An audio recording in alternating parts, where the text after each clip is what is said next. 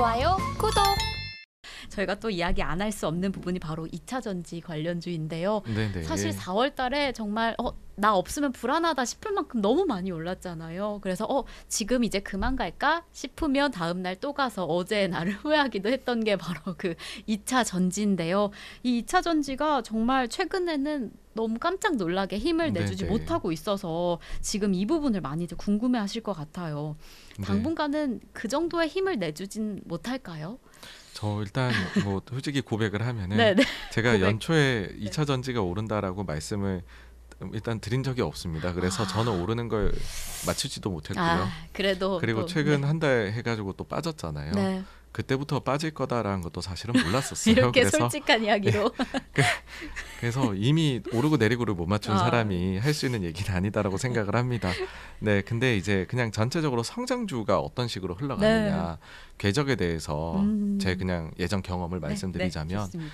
일단은 성장주라는 거는 늘 있어 왔어요. 그렇죠. 그러니까는 코로나 이후에 투자를 시작하신 분들은 와, 2차 전지와 같은 일이 발생하다니 정말 금융시장은 독특해라고 하시겠지만 그런 사례는 과거에 너무나 많이 있었습니다. 네. 가장 최근에 크게 발생했던 사례를 한번 보게 된다면 2014-15년도에 그때 당시에 한미약품을 비롯해서 우리나라 바이오 주식들, 네, 그 다음에는 그 중국의 게임 주식, 중국에 이제 판호가 개방된 게임 주식이라든지 아니면은 그 이제 아모레퍼시픽을 비롯해 가지고서 중국의 소비 관련된 주식들이 굉장히 많이 인기를 끌었었어요. 네. 그때마다 아모레가 400만 원 넘어가고 그거 없으면은 매니저 소리를 못 들었던 시기였었습니다. 반성문을 많이 써야 되는 시기였는데. 대표님 역사의 한가운데 계시네요. 네, 저 그때 제가 펀드를 하고 있었기 때문에 명확히 예시가 기억을 좀 합니다. 남달라요. 네, 네.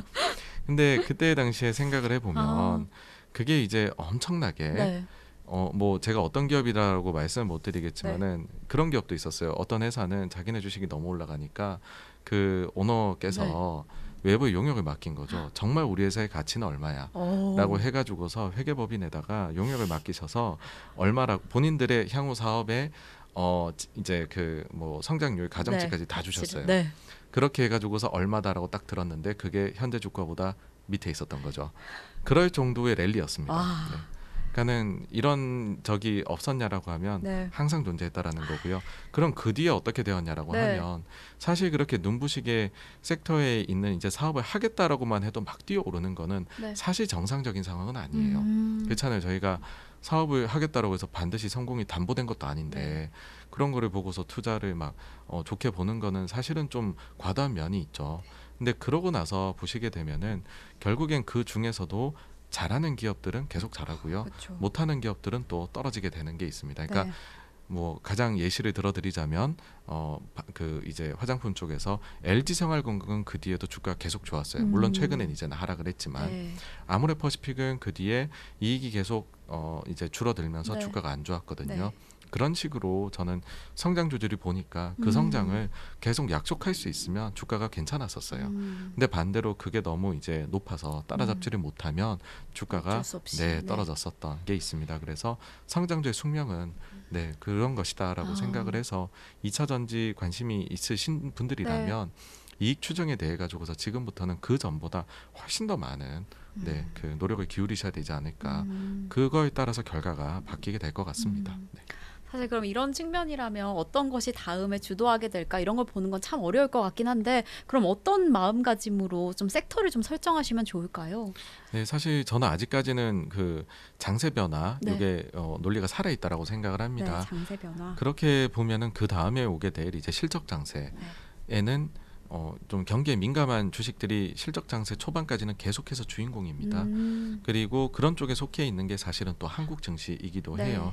그래서 우리 증시 저는 뭐 그런 생각이에요.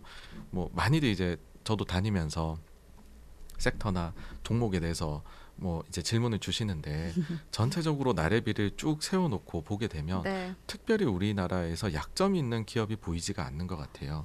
그러니까는 뭐 그 이제 상위권에서 보게 되면 이번에도 1분기 실적 나온 거를 보니까 보통은 한국의 기업들은 실적 발표하면 예상치 대비해서 어닝 쇼크를 내는 게 정상이거든요.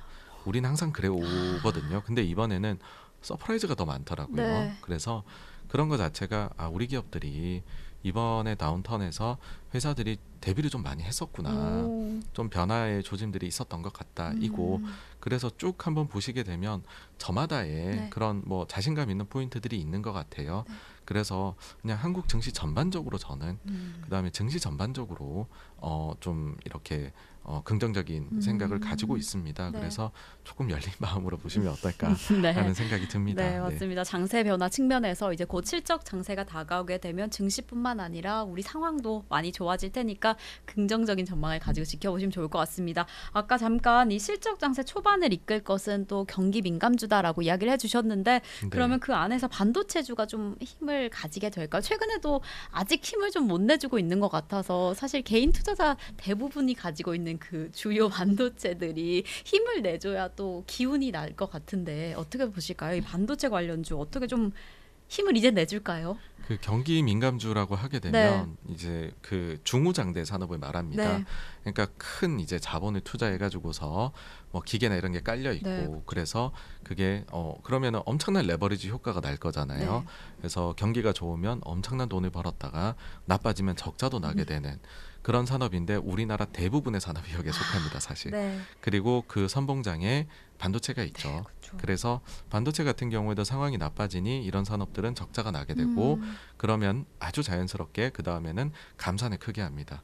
그래서 감산을 하다 보면 제품 가격이 바닥이 잡히게 되고 네. 올라가기 시작을 하면 그동안에 고객들이 가격이 계속 떨어지니까는 더 떨어지겠지 생각해서 구매를 미루거든요.